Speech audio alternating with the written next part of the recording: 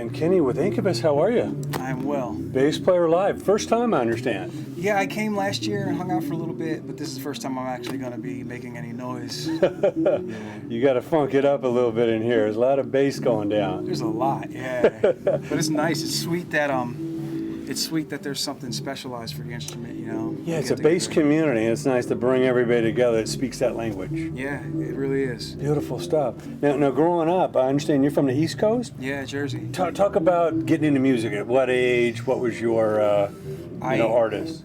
I was always just kind of, since I was a child, I was just into it and fascinated with it. You know, my parents, there's pictures of me that my parents had like 2 years old holding the microphone plugged into the stereo, you know, singing along to stuff. Getting into playing music actively, a little bit different of a course, you know. Started out playing with the kids in school, the other kids that played, and I played drums in band in school. Okay. And then getting in high school and then meeting a whole new group of musicians, and then eventually meeting other kids from other schools, and then just spreading out and networking and looking for people that were serious about it. You know, that's a lot of people do it early on. A lot of people are still trying to figure out what they're going to do with their life. You know, not everybody stays the course the whole time. So it just kind of like spread out to a wider net, and ended up meeting kids from a couple towns away, and you know, starting bands with them and just learning. You know, kind of like a sports team. You know, they're plucking different people from different regions to make up that team that had a same level of commitment.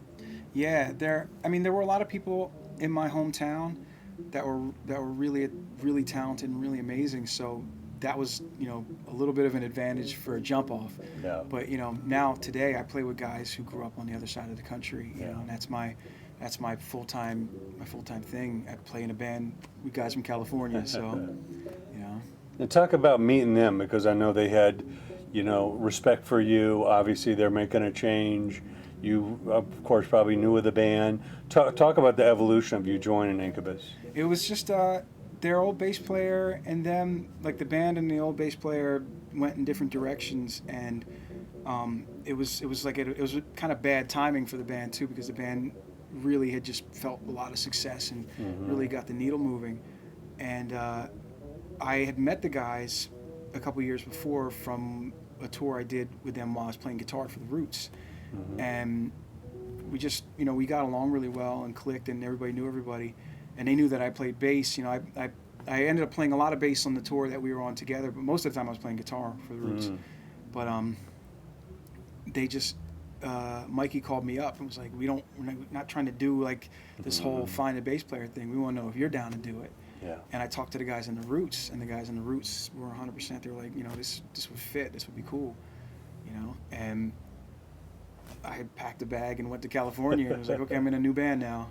But when I look back now, it was 12 years ago, almost 13 years ago. When I look back, that whole time period of my life, like the bag was always packed for everything, you know, like running around with the Roots and running around with Questlove. And yeah, we were doing so much stuff, and everything was moving so fast that it wasn't that freaky when it happened. Now I think about it, if someone called me today and said, move to the other side of the country and do this other thing with this other group of people, this other family, this other audience, it would be holy crap, this is ridiculous, you know.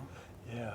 Well, tell us about that creative process, because we know how talented Mike is, and you know, Brandon's just out there with his creativity. Talk about bringing ideas, how the songs are developed, and you know what that chemistry is like.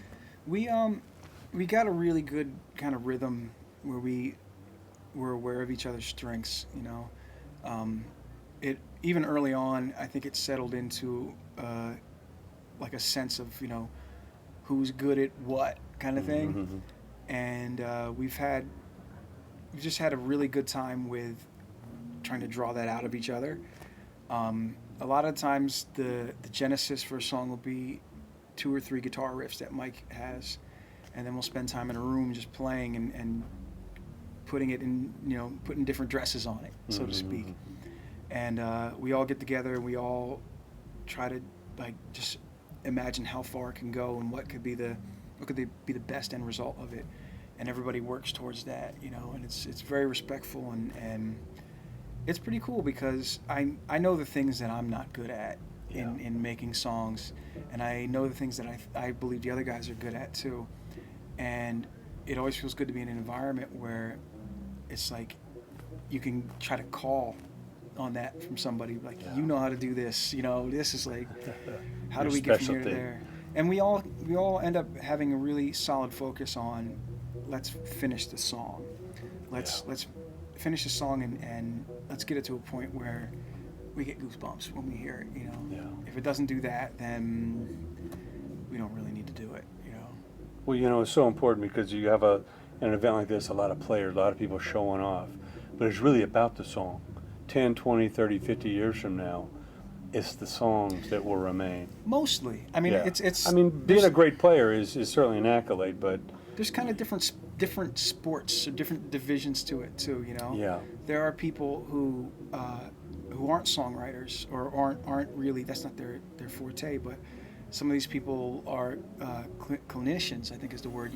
Is it clinicians? Or Yeah. they give clinics and they teach and they help people advance their technique, and that's something that's really Sure. important. I used to watch DCI videos at home and be like, you know, how do I get Right. better, shredding solos and stuff. yeah, And that stuff, it all comes together at the end of the day. The people listening, you know, when it crosses Yeah. the line of the curtain, it's the song. It's saying it's about the song. That's definitely the overall the umbrella. mass public. But the little details of it is that it just has to be moving. It has to have some kind of traction on right now, and it has to be moving, has to be felt. I don't know. That's Yeah. what I think. It's like you can do that without. If you get too caught up in the mechanics of a song, that can be a whole other problem. Of course. But if you get Combination. if you get caught up in like developing a moment, that can be really valuable. You know. Yeah. Well, I know you guys been out on an amazing tour with Deftones. Yeah. Great stuff all summer.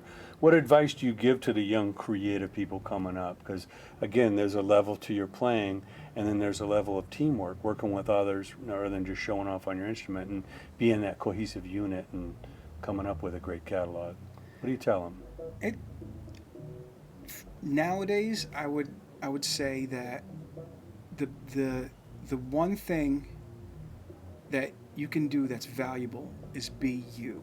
Whatever it is that you love about music, whatever it is that you love to do, love to hear, love to create, do that, and do it with all of your capability, because no one else has your taste, no one else has your sensitivities, no one else has your identity. And if you put your identity into your music, whatever that is, whatever it is that makes you feel alive, if you chase that, then you will have no regrets, because you will not be answering to any other form of judgment. You will not be answering to anyone else's standard of how to be what you are.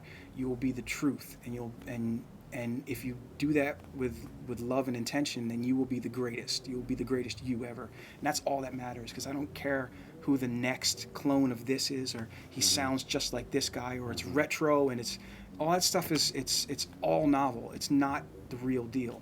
When someone comes out and I'm like, that there's only one of this person in the world, and I want to see what this person's going to do next.